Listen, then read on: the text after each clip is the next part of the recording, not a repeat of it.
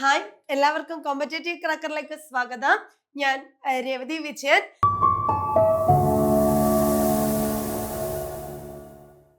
നമ്മുടെ സർവീസിൽ ഇരിക്കുന്ന അധ്യാപകർക്കുള്ള എക്സാം ഇങ്ങ് അടുത്തു കഴിഞ്ഞു അല്ലെ, കേട്ടറ്റ് പരീക്ഷ. അതുപോലെ അടുത്ത കേട്ടറ്റ് പരീക്ഷയെ കാത്തിരിക്കുന്ന ഒരു കൂട്ടം അധ്യാപകരുണ്ട്. നമുക്കറിയാം, ഇനി വരാനിരിക്കുന്ന LP-UPക്ക് മുന്നോടിയുള്ള ഒരു എക്സാം കൂടിയാണ് ഈ കേട്ടറ്റ്. അപ്പൊ കേട്ടറ്റ് സ്വന്തമാക്കുക എന്നുള്ളതാണ് ഇനി എല്ലാ അധ്യാപകരുടെയും, BEd കഴിഞ്ഞതും അതുപോലെ TTC കഴിഞ്ഞവരുടെയും എല്ലാവരുടെയും ലക്ഷ്യം അല്ലെ. അപ്പൊ കേട്ടറ്റ് കിട്ടണം എന്ന് മാത്രം ആഗ്രഹം മതിയോ? പോരാ, അത് സൂപ്പർ ആയിട്ട് നമ്മൾ പഠിച്ച് നമുക്ക് എക്സാം എഴുതി പാസ് ആവാനും കൂടി പറ്റണം അല്ലെ. അപ്പൊ നിങ്ങൾ അറിഞ്ഞു കാണും, കഴിഞ്ഞ കേട്ടറ്റിന്റെ റിസൾട്ട് വന്നപ്പോ ഏറ്റവും കൂടുതൽ റിസൾട്ടുകൾ വാരിക്കൂട്ടിയിട്ട് കോമ്പറ്റേറ്റീവ് ക്രാക്കർ മുന്നിട്ട് നിൽക്കുന്നത്, ഞങ്ങൾ മീറ്റപ്പും കാര്യങ്ങളും ഒക്കെ നടത്തി അത്രയും സന്തോഷത്തിന്റെ പുറത്ത് നിൽക്കുമ്പോൾ എനിക്ക് തോന്നിയ ഒരു കാര്യമുണ്ട്. കുറെ പേരോട് എന്താണ് കേട്ടറ്റിന് ബുദ്ധിമുട്ട് എന്ന് ചോദിക്കുമ്പോൾ ടച്ച് വിട്ടുപോയി മിസ് എന്ന് പറയാറുണ്ട്. അപ്പൊ ടച്ച് വിട്ടു പോവുക എന്ന് പറയുന്നത് ഒരിക്കലും കേട്ടറ്റ് പരീക്ഷയെ സംബന്ധിച്ചിടത്തോളം അതൊരു റീസൺ അല്ല. കാരണം എന്താ, കേട്ടറ്റ് എന്ന് പറയുന്നത് നിങ്ങൾക്ക് അധ്യാപകരാകാനുള്ള യോഗ്യത എത്രത്തോളം ഉണ്ട് എന്ന് മനസ്സിലാക്കുന്ന ഒരു എക്സാം ആണ് അല്ലെ.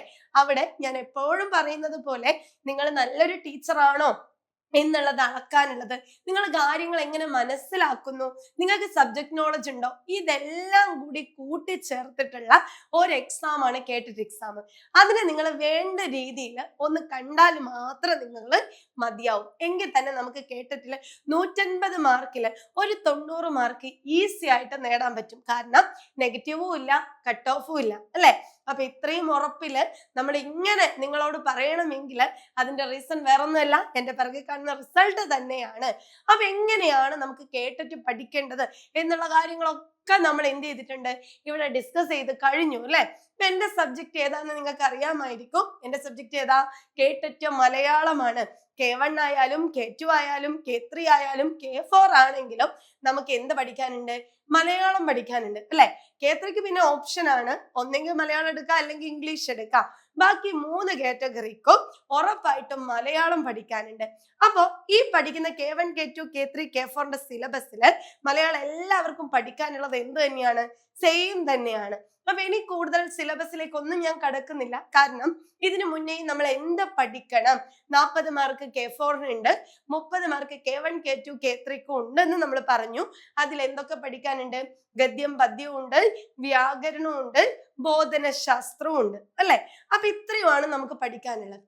എങ്കിലും ഈ അടുത്ത കാലത്തായിട്ട് നമ്മളെ ക്ലാസ് ഒക്കെ കാണുന്ന ഒരു സ്റ്റുഡന്റ് ചോദിച്ചു, മിസ്സേ K3 നോക്കുമ്പോ സെക്കൻഡ് പാർട്ട് മലയാളത്തിൽ മുഴുവനും ചോദിച്ചിരിക്കുന്നത് വ്യാകരണമാണ്. K1ലേക്ക് പോകുമ്പോ അവരും പറയും, മിസ്സേ മലയാളത്തിൽ ഗദ്യം പദ്യം ബുദ്ധിമുട്ടില്ല, പക്ഷെ വ്യാകരണം ബുദ്ധിമുട്ടാണ് എന്ന് പറയും. അപ്പൊ K1ഉം K2ഉം K3ഉം K4ഉം എഴുതാൻ പോകുന്ന എല്ലാവരെയും സംബന്ധിച്ചിടത്തോളം അവര് പറയുന്ന ഒരു കാര്യമാണ് എന്ത്? വ്യാകരണം ബുദ്ധിമുട്ടാണ്. അപ്പൊ പിന്നെ എന്താ ഈ വ്യാകരണത്തിലെ ബുദ്ധിമുട്ട് എന്ന് അറിയിച്ചു തരാൻ വേണ്ടിയിട്ടാണ് ഇന്ന് ഞാൻ നിങ്ങളുടെ മുമ്പിലേക്ക് വന്നിരിക്കുന്നത്. നമ്മൾ ഒരു 10 ക്വസ്റ്റ്യൻ അങ്ങ് പഠിക്കും. ഈ 10 ക്വസ്റ്റ്യൻ ഷുവർ ആയിട്ട് നിങ്ങൾ കാണണം, മുഴുവൻ കണ്ട് മനസ്സിലാക്കുക. നിങ്ങളുടെ അഭിപ്രായങ്ങൾ നിങ്ങൾ എന്ത് ചെയ്യണം? കമന്റ് ബോക്സിൽ ഉറപ്പായിട്ട് രേഖപ്പെടുത്തണം. കാരണം എല്ലാ കാറ്റഗറിക്കകത്തും എല്ലാ തവണയും റിപ്പീറ്റ് ആയിട്ട് വരുന്ന 10 ക്വസ്റ്റ്യൻ ആണ് നമ്മൾ ഇന്ന് ഡിസ്കസ് ചെയ്യാൻ പോകുന്നത്. അപ്പൊ മറക്കണ്ട, നിങ്ങൾക്ക് ഇഷ്ടമായെങ്കിൽ ഉറപ്പായിട്ട് നിങ്ങൾ എന്ത് ചെയ്യണം? ഇതിന്റെ താഴെ നിങ്ങളുടെ അഭിപ്രായങ്ങൾ രേഖപ്പെടുത്താം.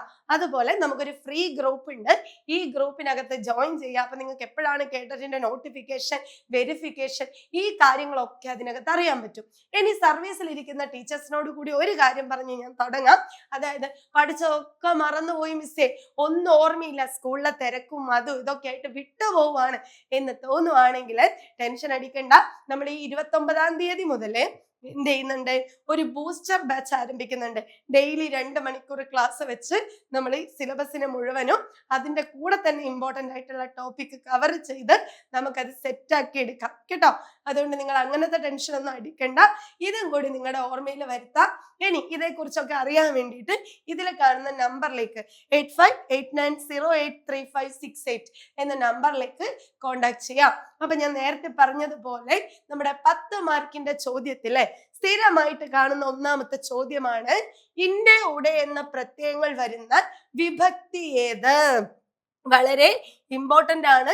നിങ്ങൾ പഠിച്ചു തന്നെ പോണം. എന്തുകൊണ്ടാണ് ഞാൻ ഇത് ഇങ്ങനെ പഠിക്കണം എന്ന് പറയാനുള്ള കാരണം എന്താണെന്നറിയാവോ?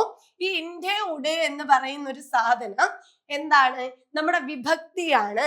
ഈ വിഭക്തി എന്ന് പറയുന്ന ഒരു ടോപ്പിക് പഠിച്ചാലേ നമുക്ക് എന്ത് പഠിക്കാൻ പറ്റൂ? സമാസം എന്ന് പറയുന്ന ഒരു ടോപ്പിക് നമുക്ക് പഠിക്കാൻ പറ്റൂ. അപ്പൊ സമാസം നമ്മുടെ ചോദ്യപേപ്പറിൽ സ്ഥിരമായിട്ട് കാണുന്ന ഒരാളാണല്ലോ, അല്ലെ? അപ്പൊ സമാസം എന്ന് പറയുന്ന ഒരു ടോപ്പിക്കിലേക്ക് കൂടി നമുക്ക് എത്തണമെങ്കിൽ നമ്മൾ ഉറപ്പായിട്ടും ആരെ പഠിക്കണം? വിഭക്തി പഠിക്കണം. വിഭക്തിക്കുറി കൂടാതുള്ള പദയോഗം സമാസം എന്നാണ് സമാസത്തെ നിർവചിക്കുന്നത്. അപ്പൊ വിഭക്തിയിലേക്ക് പോകുമ്പോ ചോദ്യം എന്താണ്? ഇൻഡേ ഉഡേ എന്നീ പ്രത്യയങ്ങൾ വരുന്ന വിഭക്തി ഏത് എന്നാണ് ചോദിച്ചിരിക്കുന്നത്. ആധാരിക, സംബന്ധിക, പ്രതിഗ്രാഹിക, നിർദ്ദേശിക. എന്താ ഈ വിഭക്തി എന്ന് പറഞ്ഞാല്? നാമത്തെ മറ്റു പദങ്ങളുമായി ബന്ധിപ്പിക്കാൻ ചേർക്കുന്ന പ്രത്യയത്തെയാണ് എന്ത് പറയാ? വിഭക്തി എന്ന് പറയുന്നത്. ഒരു നാമത്തെ നമുക്ക് മറ്റു പദങ്ങളുമായിട്ട് ബന്ധിപ്പിക്കണം, അല്ലെ? രാജു, അമ്മ എന്ന് പറയുന്ന രണ്ട് വാക്കുകളാണെങ്കിൽ ഇതിനെ ബന്ധിപ്പിക്കാൻ നമ്മൾ എന്ത് ചെയ്യും? രാജുവിന്റെ അമ്മ, രാജുവിനോട് അമ്മ, രാജുവിനാൽ അമ്മ എന്ന് പറഞ്ഞ് കുറച്ച് പ്രത്യയങ്ങൾ ചേർക്കും. ഈ പ്രത്യയത്തെയാണ് നമ്മൾ എന്ത് പറയുന്നത്? വിഭക്തി എന്ന് പറയുന്നത്. ഇങ്ങനെ വിഭക്തി പ്രത്യയങ്ങൾ എത്ര എണ്ണം ഉണ്ട്? 7 എണ്ണം ഉണ്ട്. ഇതിനൊരു കോഡ് കൂടിയുണ്ട്. കാരണവന്മാരാക്കി ഉണ്ടാക്കി തന്ന കോഡാണ്. എന്താണെന്നറിയാവോ? നിപ്രസം, ഉപ്രസം, ആ എന്നും പറഞ്ഞ് ഒരു കോഡ് കൂടി ഇതിനുണ്ട്. ഒരു കോഡ് കൂടി ഇതിനുണ്ട്. ഇതില് നീ എന്ന് പറഞ്ഞാൽ എന്താ? നിർദ്ദേശിക. നിർദ്ദേശികക്ക് പ്രത്യയം ഉണ്ടോ? പ്രത്യയമില്ലാത്ത വിഭക്തിയാണ് നിർദ്ദേശിക. നന്ദു പഠിക്കുന്നു എന്ന വാക്യം ഏത് വിഭക്തിക്ക് ഉദാഹരണമാണ് എന്നൊരു ക്വസ്റ്റ്യൻ വന്നാൽ നന്ദു പഠിക്കുന്നു. രണ്ട് പദത്തെ തമ്മിൽ ബന്ധിപ്പിക്കാൻ നമ്മൾ എന്തെങ്കിലും പ്രത്യയം ഉപയോഗിച്ചോ? ഇല്ല. അപ്പൊ പ്രത്യയം ഇല്ലാത്ത വിഭക്തി നിർദ്ദേശിക. പ്രതിഗ്രാഹികയാണെങ്കിൽ എ എന്ന പ്രത്യയം വരും. അതായത് അമ്മ കുഞ്ഞിനെ എടുത്തു, അമ്മയെ അച്ഛൻ ചീത്ത പറഞ്ഞു എന്നൊക്കെ പറയുമ്പോ അവിടെ എന്ത് വന്നു? എ എന്ന പ്രത്യയം വന്നു. അപ്പൊ രണ്ട് നാമത്തിനിടയിൽ ആര് വന്നു? അമ്മയെ, കുഞ്ഞിനെ, അച്ഛനെ. നാമത്തെ മറ്റു പദവുമായി ബന്ധിപ്പിക്കാൻ എ എന്ന പ്രത്യയം വന്നാൽ പ്രതിഗ്രാഹിക. ഇനി മൂന്നാമത്തത് സംയോജിക. സംയോജിക എന്ന് പറയുമ്പോ തന്നെ എന്താ? ചേർക്കുക എന്നല്ലേ അർത്ഥം. അപ്പൊ ഇവിടത്തെ പ്രത്യയമാണ് ഓട് എന്ന് പറയുന്നത്. എങ്ങനെയാ സംയോജിപ്പിക്കുന്നത്? അച്ഛനോട് ഞാൻ പറഞ്ഞു, ദൈവത്തോട് പ്രാർത്ഥിച്ചു, സമുദ്രത്തോട് ചേർന്നു. അപ്പൊ ഓട് എന്ന പ്രത്യയമാണ് വരുന്നതെങ്കിൽ അതെന്തായി? സംയോജിക. അപ്പൊ നിപ്രസം എന്നതില് നിർദ്ദേശിക, പ്രതിഗ്രാഹിക, സംയോജിക നമ്മൾ പഠിച്ചു. ഇനി ഉപ്രസം ഉണ്ടല്ലേ? ഊ എന്ന് പറഞ്ഞാൽ ഉദ്ദേശിക. പ്രത്യയം എന്താണെന്നറിയാവോ? പ്രത്യയം വരും. രാജുവിന് പനിയാണ്, രാധിക്ക് സുഖമില്ല. അപ്പൊ നാമത്തിന്റെ കൂടെ ആണ് വരുന്നതെങ്കിൽ ഉദ്ദേശിക. ഇനി വീണ്ടും ഉണ്ടല്ലേ? ഇതാരാ? പ്രതിഗ്രാഹിക നമ്മൾ പഠിച്ചു. ഇനി പ്രയോജിക. പ്രയോജികയുടെ പ്രത്യയാണ് ആലെന്നും കൊണ്ട് എന്നും വരുന്നത്. ആല്, കൊണ്ട്. പ്രയോജിക ആല്, കൊണ്ട്, അല്ലെ? രാമനാൽ രാവണൻ കൊല്ലപ്പെട്ടു. അതുപോലെ വടി കൊണ്ട് അടിച്ചു. ഇങ്ങനെ ആലും കൊണ്ടും നാമത്തിന്റെ കൂടെ വന്നാൽ അതെന്തായി? പ്രയോജിക. ഇനി അടുത്തത് എന്താ? സംബന്ധിക, അല്ലെ? സംബന്ധികയുടെ പ്രത്യയമാണ് ഇൻഡേ ഉഡേ എന്ന പ്രത്യയം. ഇൻഡേ ഉഡേ എന്ന് പറയുന്ന പ്രത്യയം. ഇപ്പൊ രാജുവിന്റെ കുട കാണാനില്ല, രാധയുടെ പേന കാണാനില്ല എന്നൊക്കെ പറയില്ലേ? അതുപോലെ. ഇനി ലാസ്റ്റ് വൺ ആധാരിക. പ്രത്യയം എന്താണ്? ഇൽക്കൽ പ്രത്യയമാണ്. ഇൽക്കൽ. രാജുവിൽ നിന്നും, വാതിൽക്കൽ നിന്നു, ദൈവത്തിങ്കൽ സമർപ്പിച്ചു. അപ്പൊ ഇൽക്കൽ പ്രത്യയമാണെങ്കിൽ ആധാരിക. അപ്പൊ നിങ്ങളുടെ മനസ്സിലുണ്ടാവണം, നാമത്തെ മറ്റു പദങ്ങളുമായി ബന്ധിപ്പിക്കാൻ ഉപയോഗിക്കുന്ന പ്രത്യയമാണ് വിഭക്തി എന്ന് പറയുന്നത്. 7 തരത്തിലുള്ള വിഭക്തികളുണ്ട്. അതിന് നമ്മൾ കോഡ് വെച്ചു. നിപ്രസം, ഉപ്രസം, ആ. അങ്ങനെയെങ്കിൽ ഇൻഡേ ഉഡേ വിഭക്തി വരുന്നത് ഏതായിരിക്കും? സംബന്ധികയാണ്. സിമ്പിൾ ക്വസ്റ്റ്യൻ അല്ലേ? ഡയറക്റ്റ് ക്വസ്റ്റ്യൻ ആണ്, പഠിച്ചേക്കണം. ഇതെങ്ങനെ സമാസത്തിൽ വരുന്നു എന്നുള്ളത് പിന്നീടുള്ള ക്ലാസ്സുകളിൽ നമുക്ക് പറയാം. അതുപോലെ മറ്റു ക്വസ്റ്റ്യനും നമ്മൾ ഇതിനു മുമ്പൊക്കെ ഒരുപാട് ചോദ്യങ്ങൾ ചെയ്തിട്ടുണ്ട്. ഇനി നമ്മള് അടുത്ത ക്വസ്റ്റ്യനിലേക്ക് നമുക്ക് പോവാം അല്ലെ. അടുത്ത ചോദ്യം നോക്കിക്കേ. രണ്ടാമത്തത്, മന്നവേന്ദ്ര വിളങ്ങുന്നു ചന്ദ്രനെ പോലെ നിൻമുഖം. ഇതിലെ ഉപമാവാചകം ഏതാണ് എന്നാണ് അടുത്ത ക്വസ്റ്റ്യൻ ചോദിച്ചിരിക്കുന്നത്. മന്നവേന്ദ്ര വിളങ്ങുന്നു ചന്ദ്രനെ പോലെ നിൻമുഖം നമ്മൾ പണ്ട് മുതലേ കേട്ടോണ്ടിരിക്കുന്നതാണ് അല്ലെ. പണ്ട് തൊട്ടേ നമ്മൾ കേൾക്കുന്ന ഒരു വരികളാണ്. എവിടെയാണ് നമ്മൾ കേൾക്കുന്നത്? എന്താ ഉപമ എന്ന് പറഞ്ഞാൽ? ഉപമ എന്ന് പറഞ്ഞാൽ ഒന്നിനെ മറ്റൊന്നിനോട് സാദൃശ്യം ചൊന്നാൽ അത് ഉപമയായി അല്ലെ. ഒന്നിനെ മറ്റൊന്നിനോട് സാദൃശ്യപ്പെടുത്തി പറയുക എന്നുള്ളതാണ് ഉപമ എന്ന് പറയുന്നത്. രൂപകമാണെങ്കിലോ ഒന്ന് മറ്റൊന്നാകുന്നത് എന്നുള്ള അർത്ഥം വരും. ഉപമ എന്ന് പറയുമ്പോൾ സാദൃശ്യപ്പെടുത്തുക. സാദൃശ്യപ്പെടുത്തുമ്പോ നമ്മൾ ഏത് പ്രത്യയമാ ചേർക്കുന്നത്? എപ്പോഴും ഉപമ എന്ന് പറഞ്ഞാൽ പോലെ എന്ന പ്രത്യയമാണ് ചേർക്കുക അല്ലെ. ഉപമ എന്താണ്? പോലെ എന്ന് പറയുന്ന ഒരു പ്രത്യയത്തെ ചേർക്കും. ഇനി രൂപകമാണെങ്കിലോ? രൂപകമാണെങ്കിൽ ആകുന്ന എന്ന പ്രത്യയമാണ് ചേർക്കുന്നത്. ഇപ്പൊ വിരൽ മുട്ട് എന്ന പദത്തെ വിഗ്രഹിക്കുക എന്ന് പറയുമ്പോൾ നമ്മൾ എന്ത് ചെയ്യും? അവിടെ വിരൽ പോലെ മുട്ട് എന്ന് പറയില്ല, വിരലാകുന്ന മുട്ട് എന്ന് പറയും. അതേ സമയത്ത് പൂമേനി എന്ന പദത്തെ വിഗ്രഹിക്കാനാണ് തന്നതെങ്കിൽ നമ്മൾ എന്ത് പറയും? പൂ പോലുള്ള മേനി, മേനി ശരീരം എന്ന് പറയും ഇല്ലേ. അപ്പൊ ഇങ്ങനെ നമ്മൾ ഒന്നിനെ മറ്റൊന്നിനോട് സാദൃശ്യപ്പെടുത്താൻ ഉപയോഗിക്കുന്നതാണ് ഉപമ. അതിനു വേണ്ടി നമ്മൾ ഉപയോഗിക്കുന്ന പ്രത്യയം എന്താ? പോലെയാണ് അല്ലെ. ഇവിടെ ഉപമയ്ക്ക് ലക്ഷണം ചെയ്തിരിക്കുമ്പോഴും എക്സാമ്പിൾ പറയുന്ന വരിയാണിത്. മന്നവേന്ദ്ര വിളങ്ങുന്നു ചന്ദ്രനെ പോലെ നിൻമുഖം. അല്ലയോ രാജാവേ, അങ്ങയുടെ മുഖം വിളങ്ങുന്നു. എങ്ങനെ? ചന്ദ്രനെ പോലെ. ചന്ദ്രനോട് രാജാവിന്റെ മുഖത്തെ സാദൃശ്യപ്പെടുത്തിയിരിക്കുന്നു. അപ്പൊ ഇവിടെ ഉത്തരം എന്തായിരിക്കും? സ്വാഭാവികമായിട്ടും ഡി തന്നെയാണ് അല്ലെ. മന്നവേന്ദ്ര വിളങ്ങുന്നു ചന്ദ്രനെ പോലെ നിൻമുഖം. ഇതിലെ ഉപമാവാചകം ഏതാണ് എന്ന് ചോദിച്ചാൽ പോലെയാണ്. സിമ്പിൾ ആയിട്ടുള്ള ഒരു ചോദ്യമാണ്. പക്ഷെ നമ്മൾ ഉപമയെ എപ്പോഴും എന്ത് ചെയ്യാറുണ്ട്? പരീക്ഷയ്ക്ക് കാണാറുണ്ട്. ഇനി അടുത്തൊരു ചോദ്യം നോക്കിയേ. ശരിയായ പദം ഏത്? അന്തഃഛിദ്രം, അന്തഃഛിദ്രം, അന്തഃഛിദ്രം, അന്തഃഛിദ്രം. ഇതിനകത്ത് ശരിയായിട്ടുള്ള പദം ഏതാണെന്നാണ് ചോദിക്കുന്നത് അല്ലെ. എന്തായിരിക്കും ഇവിടെ ശരിയായ പദം? അന്തഃഛിദ്രം. കുടുംബത്തിൽ വഴക്കുണ്ടാകുക, കുടുംബ കലഹം ഉണ്ടാകുക എന്നുള്ള അർത്ഥത്തിൽ ഇവിടെ പറയുന്നത് അന്തഃഛിദ്രമാണ്. ഓപ്ഷൻ സി ആണ് ആൻസർ കേട്ടോ. അന്തഃഛിദ്രം സംഭവിക്കുക, കുടുംബത്തിൽ വഴക്കുണ്ടാവുക, സമാധാനം ഇല്ലാതിരിക്കുക എന്നുള്ള അവസ്ഥയിലാണ് അന്തഃഛിദ്രം എന്ന് പറയുന്ന വാക്കിന് നമ്മൾ എന്ത് ചെയ്യുന്നത്? ഉപയോഗിക്കുന്നത് അല്ലെ. കുടുംബത്തിലുള്ള വഴക്ക് എന്നുള്ളത്. അതുപോലെ നമ്മുടെ പരീക്ഷയ്ക്ക് ചോദിക്കുന്നതാണ് അതിഥി എന്ന് പറയുന്ന വാക്ക്. ഇത് ശരിയാണോ? അതിഥി എന്നല്ല അല്ലെ. നമ്മൾ പറയുമ്പോ അതിഥി വരുന്നു എന്നൊക്കെ പറയുമെങ്കിലും അത് തെറ്റാണ്. അങ്ങനെ പറയുന്നതേ തെറ്റാണ്. ഇതിന് നമ്മൾ എങ്ങനെയാ മാറ്റുന്നേ? തിഥി നോക്കാതെ വരുന്നയാളാണ് ആര്? അതിഥി അല്ലെ. അതായത് അതിഥി എന്ന് പറഞ്ഞാൽ ആരാണ്? തീയതി നോക്കാതെ വരുന്നയാളാണ്. ഇനി യാദൃശ്ചികം നമ്മൾ പലപ്പോഴും പരീക്ഷയ്ക്ക് കാണാറുണ്ട് അല്ലെ. യാദൃശ്ചികമല്ല, മറിച്ച് എന്താണ്? യാദൃച്ഛികമാണ്. യാദൃച്ഛികം. അടിമത്വമല്ല, അടിമത്തമാണ് അല്ലെ. അടിമത്തം. അതേപോലെ നമ്മൾ കാണുന്ന മറ്റൊരു വാക്കാണ് ഹാർദം എന്ന് പറയുന്ന വാക്ക്. ഹാർദവം എന്ന് പറയുന്ന വാക്കില്ല. പിന്നെയോ നമ്മൾ പറയും എന്റെ പ്രവൃത്തി ഒന്നും നിനക്ക് ഇഷ്ടപ്പെടുന്നില്ലേ എന്ന് ചോദിക്കാറില്ലേ? ശരിക്കും പറഞ്ഞ എന്തല്ല? പ്രവൃത്തിയല്ല, പ്രവൃത്തിയാണ്. എന്റെ നിവൃത്തികേട് കൊണ്ടാണ് എന്ന് നമ്മൾ പറയാറില്ലേ?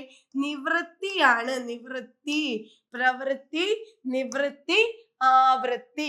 പല ആവൃത്തി നിന്നോട് ഞാൻ പറഞ്ഞില്ലേ എന്നല്ല, പല ആവൃത്തി പറഞ്ഞില്ലേ. അപ്പൊ കുറെയൊക്കെ നമ്മളിങ്ങനെ ഉച്ചരിച്ച് തെറ്റുന്ന കുറെ പദങ്ങളുണ്ട്.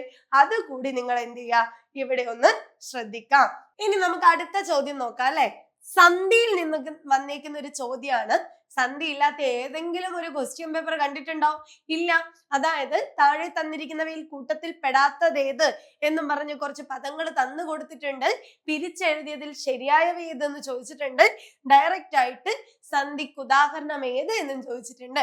അപ്പൊ പിന്നെ എന്തായാലും നമ്മൾ പഠിച്ചേ പറ്റൂ. അപ്പൊ ഞാൻ വളരെ ഡീപ്പായിട്ടൊന്നും പറയുന്നില്ല. പക്ഷേ എളുപ്പത്തിൽ എങ്ങനെ കണ്ടുപിടിക്കാന്നുള്ള സാധനം ഞാൻ പറഞ്ഞുതരാം. ചുവടെ കൊടുത്തിരിക്കുന്നവയിൽ ലോപസന്ധിക്ക് ഉദാഹരണം ഏതെന്നാണ് ചോദിച്ചിരിക്കുന്നത്. നമുക്കറിയാം സന്ധി എന്ന് പറഞ്ഞ എന്താ?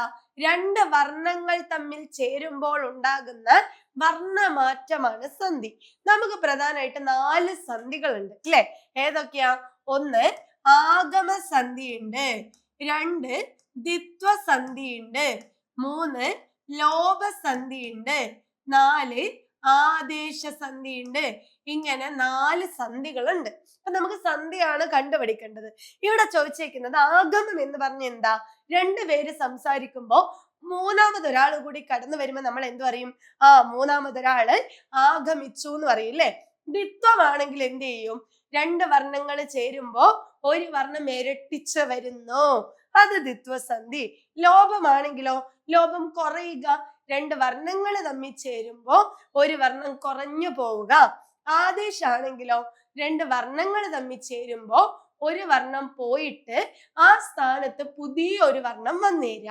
ഇതാണ് 4 സന്ധികൾ. ഇതില് ആദ്യത്തെ നോക്കാം. തണുപ്പുണ്ട്. ഇങ്ങനെ ഒരു ക്വസ്റ്റ്യൻ വന്നാല് നമ്മൾ ആദ്യം എന്ത് ചെയ്യും? തണുപ്പുണ്ട് എന്ന് പറയുന്നതിനെ പിരിച്ചു നോക്കാം അല്ലെ? എങ്ങനെ പിരിക്കുന്നേ? തണുപ്പുണ്ട് എന്ന് പറയുമ്പോ തണുപ്പ് പ്ലസ് ഉണ്ട് എന്ന് നമ്മൾ പിരിച്ചു. ഇനി അടുത്തതോ കരയുള്ള. എങ്ങനെ നമുക്ക് പിരിക്കാം? കര പ്ലസ് ഉള്ള എന്ന് നമ്മൾ അതിനെയും പിരിച്ചു, കരയുള്ള. ഇനി തലക്കെട്ട്. അർത്ഥം നോക്കി വേണം എപ്പോഴും പിരിക്കാൻ. തല പ്ലസ് കെട്ടാണ് ആര്? തലക്കെട്ട്. ഇനി വിണ്ടലം. വിണ്ടലമാണെങ്കിലോ വിണ്ണിന്റെ തലം അല്ലെ? വിൺ പ്ലസ് തലമാണ് ഏത്? വിണ്ടലമായിട്ട് വരുന്നത്. ഇനി നമുക്ക് സന്ധി നോക്കാൻ എളുപ്പമാണ്. കാരണം ഇവിടെ നിങ്ങൾ നോക്കിക്കേ, തണുപ്പുണ്ട് എന്ന് പറയുന്നത് കാണുമ്പോ തന്നെ നിങ്ങൾക്ക് മനസ്സിലാക്കാം. താന്ന് പറയുന്നത് 2ലും ഉണ്ട്, നൂന്ന് പറയുന്നത് 2ലും ഉണ്ട്, പാന്ന് പറയുന്ന സാധനം ഉണ്ട് എന്ന് പറയുന്ന സാധനം 2ലും ഉണ്ട്. പക്ഷെ ഈ പായും ഊയും കൂടി ചേർന്നിട്ടുള്ള പൂ എന്ന് പറയുന്ന സാധനം ഇവിടെ കിടപ്പുണ്ട്. എന്നാൽ തണുപ്പ് എന്ന് പറയുന്ന ചന്ദ്രക്കലയെ നിങ്ങൾക്ക് അവിടെ കാണാൻ പറ്റുന്നുണ്ടോ? ഉണ്ടോ? കാണാൻ പറ്റുന്നുണ്ടോ? ഇല്ല. അപ്പൊ ഇവിടെ ചന്ദ്രക്കല എന്ത് ചെയ്തു? ലോപിച്ചു പോയി എന്ന് നമുക്ക് പറയാം. ഇനി തീരെ കിട്ടുന്നില്ലെങ്കിൽ നിങ്ങൾ ഒന്ന് എണ്ണി നോക്കിക്കേ. 1 2 3 4. ചേർത്തെഴുത്തിൽ എത്ര അക്ഷരമുണ്ട്? 4 അക്ഷരമുണ്ട്. പിരിച്ചെഴുത്തിൽ ഒന്ന് നോക്കിക്കേ. 1 2 3 4 5. അപ്പൊ ചേർത്തെഴുത്തും പിരിച്ചെഴുത്തും എണ്ണി നോക്കുമ്പോ പിരിച്ചെഴുത്തിനേക്കാൾ 1 കുറവാണ് ഇവിടെ ചേർത്തെഴുത്തിൽ. ഇതേത് സന്ധിയാണ്? ലോഭസന്ധി. ഓക്കെ അല്ലേ? അപ്പൊ നമ്മുടെ ഉത്തരം നമ്മൾ ഇവിടെ കണ്ടെത്തി കഴിഞ്ഞ് ഇനി രണ്ടാമത്തത് ഏത് സന്ധിയാന്ന് കണ്ടുപിടിക്കാം. നോക്കിക്കോ, കര എന്ന് പറയുന്ന സാധനം 2ലും ഉണ്ട് അല്ലെ? മാറ്റൊന്നും വന്നില്ല. ഇനി ഉള്ള വാക്യമുണ്ട്. ഈ ഉള്ള എന്ന് പറയുന്ന സാധനവും 2ലും വന്നിട്ടുണ്ട്, അത് നമ്മൾ കളഞ്ഞു. ഇനി ഒരു യു ഉണ്ട്, ഒരു ഉ ഉണ്ട്. ഊ സ്വരമാണ്, നമുക്ക് പിരിക്കാൻ പറ്റില്ല. പക്ഷെ ഈ യുവിനെ നമുക്ക് പിരിക്കാൻ പറ്റും. എങ്ങനെ പിരിക്കാൻ പറ്റും? യു പ്ലസ് ഊ ആണ് ആര്? യു ആയിട്ട് വന്നേക്കുന്നത്. അപ്പൊ 2ലും ഊ വന്നിട്ടുണ്ട്, യു പുതുതായിട്ട് ഒരാൾ അവിടെ കടന്നു വന്നു. അപ്പൊ ഇതേത് സന്ധി ആയിരിക്കും? ആഗമസന്ധിയാണ്. ഇനിയോ തല പ്ലസ് കെട്ട്, തലക്കെട്ട് നോക്കേണ്ട കാര്യമില്ല, തല 2ലും ഉണ്ട്, ഓക്കെയാണ്. എന്നാൽ പിരിച്ചെഴുതുന്നതിന് ശേഷം ഒറ്റക്കായേ ഉള്ളൂ, ചേർത്തെഴുത്തിലാകുമ്പോഴോ അത് ഇരട്ടിച്ചോ. അപ്പൊ പിന്നെ ഇതേത് സന്ധിയാ? ദ്വിത്വസന്ധി. വിണ്ടലമാണെങ്കിലും നോക്കിക്കേ, വിൺ പ്ലസ് തലമാണ് വിണ്ടലം എന്ന് പറയുന്നത്. വീണ്ട് വീണ്ട് അല്ലെ? ഇണ്ട എന്ന് പറയുന്ന അക്ഷരം എങ്ങനെ നമ്മൾ പിരിക്കുന്നേ? ഇണ്ട എന്ന് പറഞ്ഞാല് ന് പ്ലസ് ട് പ്ലസ് ആയാണ് ആര്? വിണ്ട. ഇണ്ട എന്ന് പറയുന്ന ഒരക്ഷരം. ലം എന്ന് പറയുന്നതും 2ഉം ഉണ്ട്. ഇനി ഇവിടെ ആര് വന്നു? ന് ഉണ്ട്, അതുപോലെ ട് ഉണ്ട്. പക്ഷെ ഇവിടെ ആര് വന്നു? ത് എന്ന് പറയുന്ന ഒരു അക്ഷരം ഉണ്ട്. അപ്പൊ ഒന്ന് പോയിട്ട് ആ സ്ഥാനത്ത് എന്ത് വന്നു? പുതിയ ഒരു അക്ഷരം അവിടെ വന്നിട്ടുണ്ട്. വിൺ പ്ലസ് സ്ഥലം വിണ്ടലമായത് കൊണ്ട് തന്നെ ഇവിടത്തെ ആര് പോയി? ആ മാത്രല്ല, താ പോയിട്ട് അവിടെ ത് എന്ന് പറയുന്ന പുതിയൊരു അക്ഷരം കൂടി, പുതിയൊരു വർണ്ണം കൂടി അവിടേക്ക് വന്നിട്ടുണ്ട്. അപ്പൊ ഇത് ഏത് സന്ധി ആയിരിക്കും? ആദേശ സന്ധി ആയിരിക്കും. അപ്പോ ഇനി ഇത് നിങ്ങൾക്ക് ഇതൊന്നും മനസ്സിലാവുന്നില്ലെങ്കിൽ നിങ്ങൾ ഒരു കാര്യം ശ്രദ്ധിച്ചാൽ മതി. എന്താ? നമുക്ക് ലോഭസന്ധി ആണെങ്കിൽ എണ്ണി നോക്കി കണ്ടുപിടിക്കാം. ഇനി ആഗമസന്ധി ആണെങ്കിൽ പിരിച്ചെഴുതുമ്പോ പ്ലസിന് ശേഷം സ്വരവും ചേർത്തെഴുത്തിൽ യാ വാ വന്നാല് ആഗമമാണ്.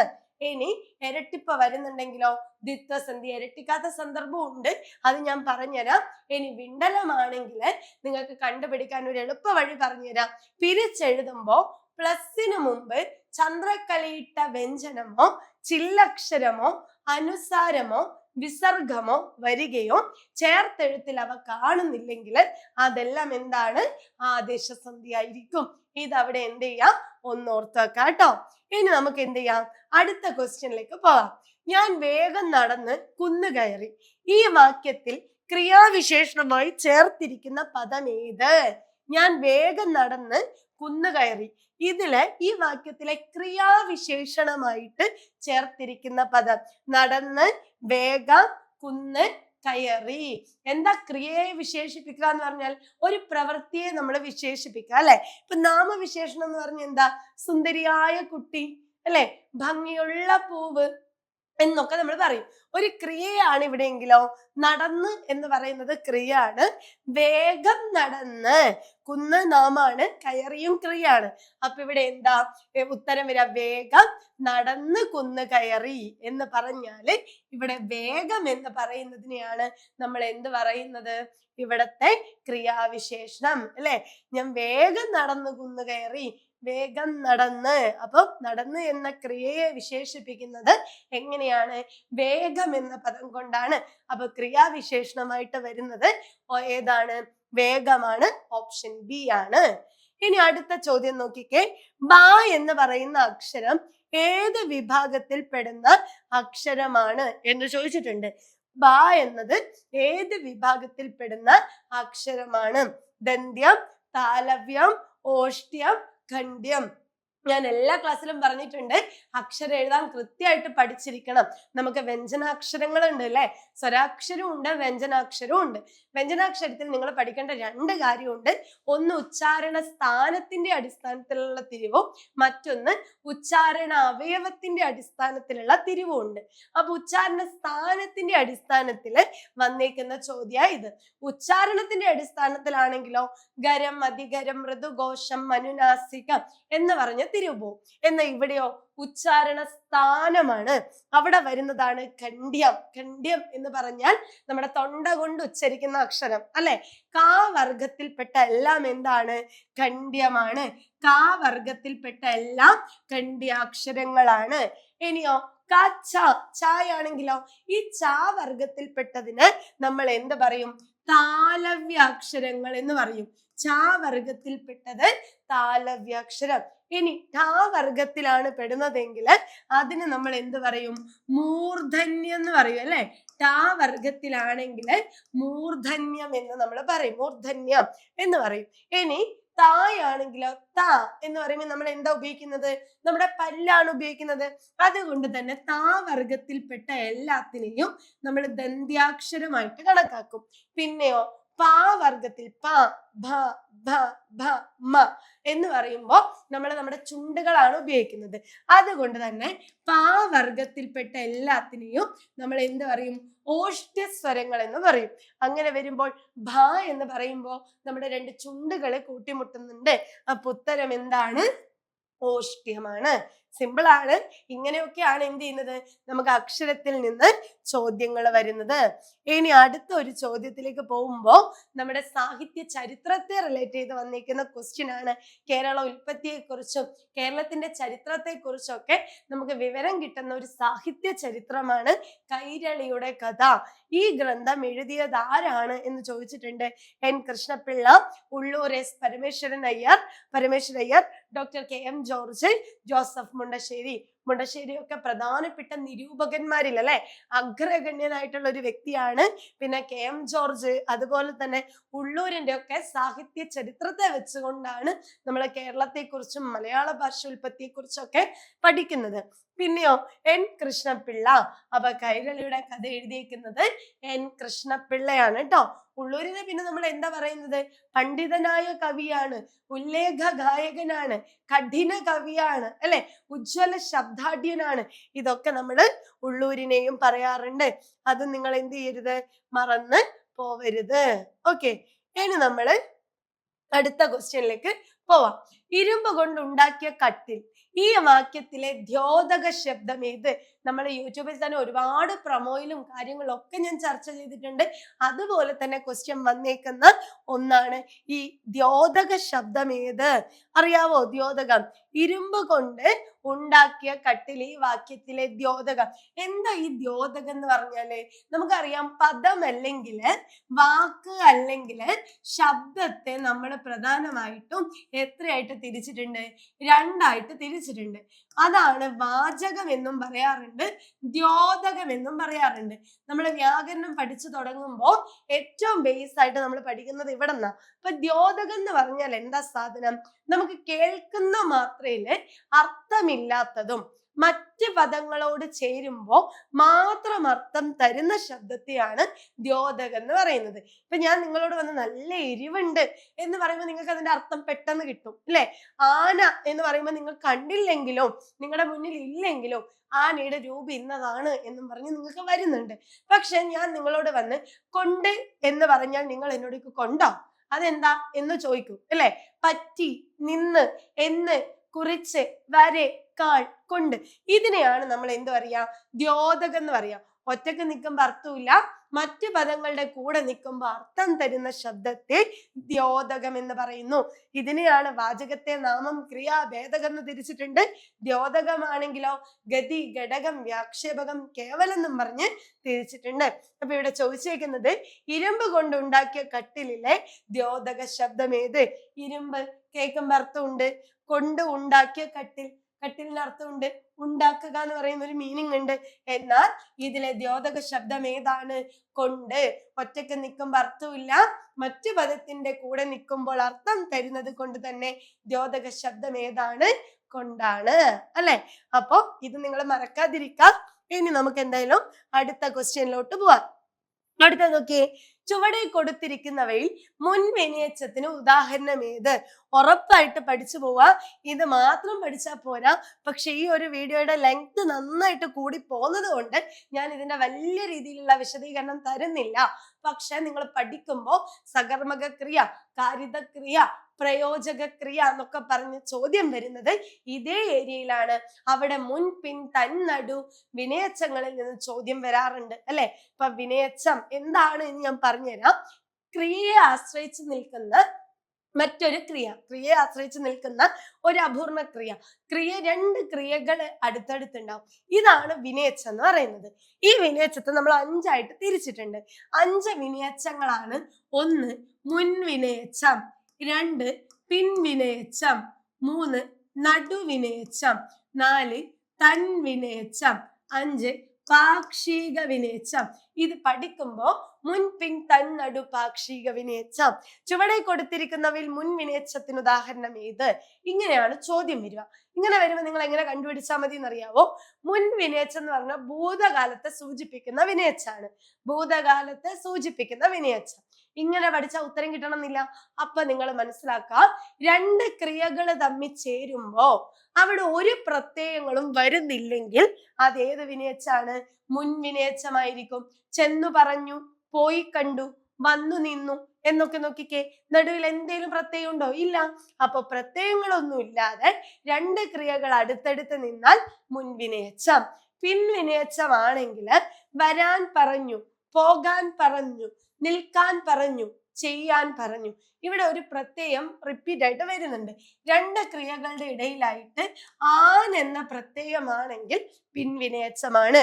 ഇനി നടുവിനയച്ചം എന്ന് പറഞ്ഞ ഒന്നുമില്ല, കേവലമായ ക്രിയയെ കാണിക്കുന്നു. പ്രത്യയം ഇത്ര നോക്കിയാൽ മതി. ആ, ക, ഉക പ്രത്യയം. പറയുകയുണ്ടായി, കാണുക ഉണ്ടായി, കേൾക ഉണ്ടായി. നമ്മൾ കേവലമായ ക്രിയയെ സൂചിപ്പിക്കുന്നത്. ഇതിന്റെ പ്രത്യയം മാത്രം പഠിച്ചാൽ മതി. തൻവിനയച്ചാണെങ്കിലോ കാണവേ പറഞ്ഞു, കാണേ പറഞ്ഞു, പോകവേ കണ്ടു, പോകെ കണ്ടു. എന്താ പ്രത്യയം? അവേ എന്നും എ എന്നും പ്രത്യയം ഉണ്ടോ എന്ന് നോക്കിയാൽ മതി. പാക്ഷിക വിനയച്ചാണെങ്കിലോ ഒരു ക്രിയ സംഭവിച്ചാലേ മറ്റൊന്ന് സംഭവിക്കൂ. എങ്ങനെ? പഠിച്ചാൽ ജയിക്കാം, തന്നാൽ തിന്നാം, കണ്ടാൽ പറയാം, കാണുകിൽ പറയാം. അപ്പൊ ഇവിടെ എന്ത് ചെയ്യും? ആൽ എന്നും ഇല്ലെന്നും ആലിൽ പ്രത്യയങ്ങളൊക്കെ വന്നാല് പാക്ഷിക വിനേച്ഛമായിരിക്കും. അപ്പൊ പ്രത്യയം വെച്ച് പഠിച്ചാല് നിങ്ങൾക്ക് എളുപ്പത്തിൽ കിട്ടും. അപ്പൊ ഇവിടെ നോക്കിയേ, ചുവടെ കൊടുത്തിരിക്കുന്നവയിൽ മുൻവിനേച്ഛത്തിന് ഉദാഹരണം. രണ്ട് ക്രിയകൾ അടുത്തടുത്ത് നിൽക്കും, പ്രത്യയം ഉണ്ടാവില്ല എന്ന് പറഞ്ഞത് കൊണ്ട് പോയി പറഞ്ഞു. രണ്ട് ക്രിയ അടുത്തടുത്തില്ലേ, പ്രത്യയം ഇല്ല, അപ്പൊ മുൻവിനേച്ഛ ഇത് തന്നെ. കുളിക്കാൻ പോയി, രണ്ട് ക്രിയയുടെ ഇടയില് ആരുണ്ട്? ആൻ പ്രത്യയം ഉള്ളത് കൊണ്ട് പിൻവിനേച്ഛാണ്. കേൾക്കവേ പറഞ്ഞു, രണ്ട് ക്രിയയുടെ ഇടയിലായിട്ട് അവേ എന്ന് പറയുന്ന പ്രത്യയം വന്നാൽ തൻവിനേച്ഛമാണ്. കാണുകിൽ പറയാം, ഇവിടെ ഉകിൽ കാണുകിൽ അല്ലെ, ഇൽ എന്ന് പറഞ്ഞിട്ടുണ്ട് നമ്മൾ ഓൾറെഡി. ഉകിൽ എന്ന് കൂടി നിങ്ങൾ മനസ്സിൽ വെക്ക കേട്ടോ, ഉകിൽ. അപ്പൊ ഇൽ അല്ലെങ്കിൽ ഉകിൽ പ്രത്യയങ്ങൾ വന്നാൽ പാക്ഷിക വിനേച്ഛം. ഇത്ര മാത്രം പ്രത്യയം വെച്ച് പഠിച്ചാല് ഈ ക്വസ്റ്റ്യൻ നമ്മുടെ കയ്യിൽ എന്ത് ചെയ്യും? സൂപ്പർ ആയിട്ട് പഠിച്ചെടുക്കാൻ പറ്റും. ഇനി നമ്മൾ അടുത്ത ചോദ്യത്തിലേക്ക് പോയാല് സിമ്പിൾ ആയിട്ടുള്ള ഒരു ക്വസ്റ്റ്യൻ അല്ലേ. ശൈലികൾ എപ്പോഴും ചോദ്യമായിട്ട് വരും, അത് വലിയ ബുദ്ധിമുട്ടിക്കൊന്നുമില്ല. നേരിട്ട് അർത്ഥത്തിലേക്ക് എത്തരുത്, ഒന്ന് ചിന്തിക്കാൻ, നമ്മുടെ ജീവിതവും ചുറ്റുപാടും ഒക്കെ ബന്ധപ്പെടുത്തിയിട്ടുള്ള ഉത്തരത്തിലേക്ക് എത്തിയാൽ മതി. തെറ്റ് ചെയ്തവൻ ശിക്ഷ അനുഭവിക്കും എന്ന അർത്ഥം വരുന്ന പഴഞ്ചൊല്ലി ഏത്? കുളിക്കാതെ ഈറൻ ചുമക്കുക. പിന്നെയോ, ഉപ്പ് തിന്നവൻ വെള്ളം കുടിക്കും. ചുണ്ടങ്ങ കൊടുത്ത് വഴുതനങ്ങ വാങ്ങുക. കഴിച്ചിട്ടിറക്കാനും വയ്യ, മധുരിച്ചിട്ട് തുപ്പാനും വയ്യ. നമുക്ക് എല്ലാം നല്ല പരിചയമുള്ള ശൈലികളാ അല്ലെ. കഴിച്ചിട്ടിറക്കാനും വയ്യ, മധുരിച്ചിട്ട് തുപ്പാനും വയ്യ എന്ന് പറഞ്ഞാൽ എന്താ? ചില സമയത്ത് നമ്മൾ പെട്ടുപോകുന്ന ഒരു അവസ്ഥയുണ്ട് അല്ലെ. എന്ത് ചെയ്യണം എന്നറിയില്ല, ഇത് വേണ്ടതാനും എന്നാ ഇത് വേണം താനും. അങ്ങനെ വരുന്ന ഒരു നിസ്സഹായ അവസ്ഥയെ സൂചിപ്പിക്കാൻ നമ്മൾ ഉപയോഗിക്കുന്നതാണ് എന്ത്? കഴിച്ചിട്ടിറക്കാനും വയ്യ എന്നാ മധുരിച്ചിട്ട് തുപ്പാനും വയ്യ. ഇത് തെറ്റ് ചെയ്തവൻ ശിക്ഷ അനുഭവിക്കുന്നു വരുന്നുണ്ടോ? ഇല്ല. ഇനിയോ, ചുണ്ടങ്ങ കൊടുത്ത് വഴുതനങ്ങ വാങ്ങുക. കിട്ടിയല്ലോ. നമ്മൾ ചില ആൾക്കാരോട് പറയും ഇല്ലേ, നീ അത് ചോദിച്ച വാങ്ങിയതാ, ചെറുത് കൊടുത്ത് വലുത് വാങ്ങുക എന്നുള്ള അർത്ഥാണ്. അടുത്തതോ, ഉപ്പ് തിന്നവൻ വെള്ളം കുടിക്കും അല്ലെ. തെറ്റ് ചെയ്തവൻ എന്തായാലും ശിക്ഷിക്കപ്പെടും. എത്ര കാലം കഴിഞ്ഞാലും ആ ശിക്ഷ അനുഭവിക്കും. ഇനിയോ, കുളിക്കാതെ ഈറൻ ചുമക്കുക എന്ന് പറഞ്ഞാല് തെറ്റ് ചെയ്യാതെ ശിക്ഷ അനുഭവിക്കുക. ഉത്തരമായിട്ട് വരുന്നത് ഓപ്ഷൻ എ ആണ്. ഇനി ഇതാണ്ട് അടുത്ത ചോദ്യത്തിലേക്ക് നമുക്ക് പോകാം. അപ്പൊ നമുക്ക് സിമ്പിൾ ആയിട്ടുള്ള ഒരു ക്വസ്റ്റ്യൻ ആണ് ശൈലികൾ തന്നിരിക്കുന്നത് അല്ലെ. ഇതുപോലെ ദീപാവലി കുളിക്കുക, ദീപാവലി കുളിക്കുക, ധൂർത്ത് കാണിക്കുക അല്ലെങ്കിൽ പാപ്പരാകുക, കൂപമണ്ഡൂകം. കൂപമണ്ഡൂകം എന്ന് പറഞ്ഞാൽ എന്താ? അല്പജ്ഞാനമുള്ളവൻ, ലോക പരിജ്ഞാനം ഇല്ലാത്തവൻ. അവസാനിപ്പിക്കുക എന്ന അർത്ഥത്തിൽ ധനാശി ചൊല്ലുക, ഭരതവാക്യം പാടുക, നാന്തി കുറിക്കുക, ആരംഭിക്കുക എന്നുള്ള അർത്ഥത്തിലെ ആലത്തൂർക്കാക്ക, ആശിച്ച് കാലം കഴിക്കുന്നവർ, അഞ്ചാം പത്തി, ഒറ്റിക്കൊടുക്കുന്ന ആളുകള് അല്ലെ. ഇങ്ങനെയുള്ള ഒരുപാട് ചോദ്യങ്ങൾ റിപ്പീറ്റ് ആയിട്ട് വരാറുണ്ട്. അപ്പൊ ഇന്നത്തെ ദിവസം നമ്മളൊരു 10 ചോദ്യം ഡിസ്കസ് ചെയ്തിട്ടുണ്ട്. വ്യാകരണം പറയുകയാണെങ്കിൽ ഒരുപാട് പറയാനുണ്ട്. ഇതൊന്നും അല്ല, ഇനി കുറച്ചുകൂടി ഉണ്ട്. പക്ഷെ പ്രത്യയങ്ങൾ വെച്ച് സിമ്പിൾ ആയിട്ട് നമുക്ക് പഠിച്ചെടുക്കാവുന്നതേ ഉള്ളൂ. അപ്പൊ നമ്മുടെ ലക്ഷ്യം എന്താണ്? ഇനി വരാൻ പോകുന്ന കേട്ടിട്ടാണ്. നിങ്ങൾ അടിപൊളിയായിട്ട് പഠിക്കുക. നിങ്ങൾക്ക് എന്ത് സഹായം വേണമെങ്കിലും ഞങ്ങൾ എല്ലാവരും നിങ്ങളുടെ കൂടെയുണ്ട്. അപ്പൊ ഞാൻ നേരത്തെ പറഞ്ഞ പോലെ ഇവിടെ ഒരു ഫ്രീ ഗ്രൂപ്പ് ഉണ്ട്. ആ ഗ്രൂപ്പിനകത്ത് എന്ത് ചെയ്യാം, നിങ്ങൾ ജോയിൻ ചെയ്യുക. നിങ്ങൾക്ക് എല്ലാ അപ്ഡേഷനും അപ്പൊ അറിയാൻ പറ്റും. അതുപോലെ ഞങ്ങൾ കേട്ടിട്ട് ഇനി വരാനിരിക്കുന്ന കേട്ടിട്ടിന് വേണ്ടിയിട്ടുള്ള ഒരു ലോങ് ബാച്ചും കൂടി സ്റ്റാർട്ട് ചെയ്തിട്ടുണ്ട്. ഇനി വരാൻ പോകുന്ന LP UP നമുക്ക് ടാർഗറ്റ് ആണെങ്കിൽ നിങ്ങൾ ഉറപ്പായിട്ടും ഇത്തവണത്തെ കേട്ടിട്ട് എഴുതിയെടുക്കാൻ ശ്രമിക്കുക. ഓരോ വർഷം കഴിയുന്തോറും കേട്ടിട്ട് പരീക്ഷയുടെ ചോദ്യ രീതി മാറിക്കൊണ്ടിരിക്കുകയാണ്. ഇനി നമ്മൾ വിട്ടുകൊടുക്കരുത്. ഇനി വരുന്ന കേട്ടിട്ട് നമുക്കാണെന്ന് ഉറപ്പിക്കാം. സോ നിങ്ങൾക്ക് ഈ ഒരു കോഴ്സിനെ കുറിച്ചൊക്കെ അറിയാൻ വേണ്ടിയിട്ട് ഇതിനെ കാണുന്ന നമ്പറിലേക്ക് കോൺടാക്ട് ചെയ്യാം. അതുപോലെ ഇന്നത്തെ ക്ലാസ് നിങ്ങൾക്ക് ഇഷ്ടപ്പെട്ടെങ്കിൽ ഇനിയും നിങ്ങൾക്ക് ഇതുപോലത്തെ ക്ലാസ്സുകൾ വേണമെങ്കിൽ ഉറപ്പായിട്ട് നിങ്ങൾ എന്ത് ചെയ്യുക, ഇതിന്റെ താഴെ കമന്റ് ചെയ്യുക. അപ്പൊ നമുക്ക് അടുത്ത ക്ലാസ്സിൽ വീണ്ടും കാണാം. Thank you.